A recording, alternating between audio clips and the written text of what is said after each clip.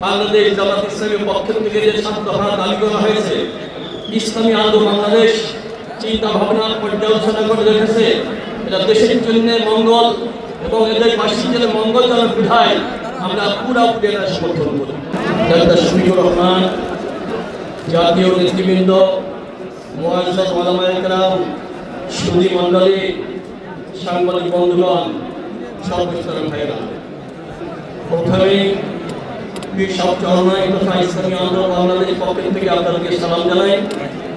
আর সাথে সাথে ধন্যবাদ জানাই বাংলাদেশ জামাত ইসলামের পক্ষ থেকে আমাদেরকে দাওয়াত জানানো হয়েছে। আমাদের মহতারাম আমির দক্ষিণবঙ্গে রয়েছে, নায়েব আমির উত্তরবঙ্গে রয়েছে, আসতে পারেন না, আমরা এসেছি। আমাদের সংক্ষেপ কথা হলো, সমৃদ্ধির পথে এগিয়ে যেতে দরকার ইস্পাত দৃঢ় ভিত্তি।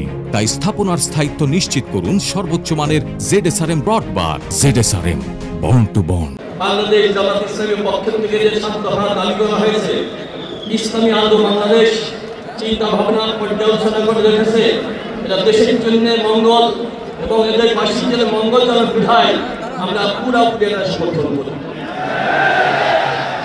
সাথে সাথে স্মরণ করতে হয়, গত বছরই মাসেই এই সময়ে বাতাসে বারুদের গন্ধ চলছিল এবং চতুর্দিকে গুলির আওয়াজ শোনা যাচ্ছিল, আহতদেরকে হাসপাতালে নিয়ে দৌড়াদৌড়ি চলছিল, শহীদদেরকে নিয়ে কান্নাকাটি চলছিল। তার বিনিময়ে আমরা একটা নতুন বাংলাদেশ পেয়েছি।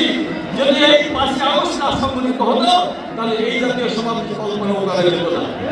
আমরা শহীদদের জান্নাত কিছু মকাম কামনা করি, যারা আহত হয়েছেন তাদের সুস্থতা কামনা করি।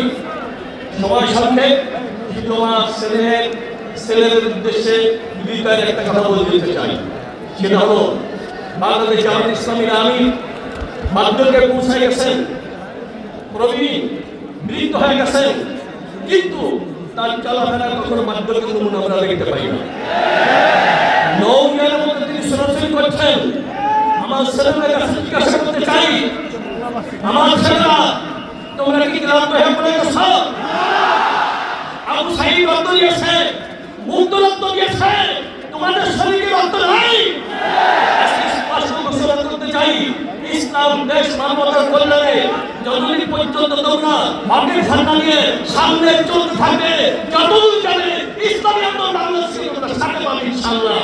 শুধু তাই না, এদেশের আগে বলা আপনারা সবাই থাকবে ইনশাআল্লাহ।